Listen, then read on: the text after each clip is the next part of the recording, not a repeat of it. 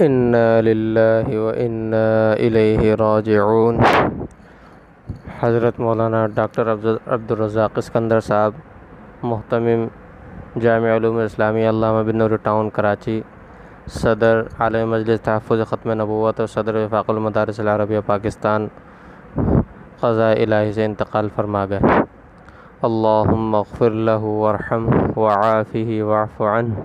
واکرم نزلہ ووسع مدخلہ واغسلہ بالماء والثلج والبرد ونقہ من الخطایا کما نقیت الثوب الابیض من الدنس وابدلہ دارا خیرا من دارہ واہلا خیرا من اہلہ وزوجا خیرا من زوجہ وادخلہ الجنۃ ونجہ من النار واعذہ من عذاب القبر۔ تمام احباب سے بھی حضرت ڈاکٹر عبدالرزاق اسکندر صاحب کے لیے خصوصی دعائے مغفرت کی درخواست ہے،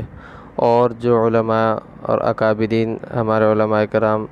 بیمار ہیں ان کے لیے خصوصی طور پر دعائے شفا کی درخواست ہے کہ اللہ تبارک و تعالی حضرت ڈاکٹر عبدالرزاق اسکندر صاحب کو کامل مغفرت فرمائے، جنت الفردوس میں اعلیٰ سے اعلیٰ مقامات عطا فرمائے، اور دیگر ہمارے علماء کرام مفتی محمد رفیع عثمانی صاحب، قاری حنیف جالندری صاحب اور دیگر علماء کرام ان سب کو کامل شفا عطا فرمائے اور ان کی بھرپور حفاظت فرمائے۔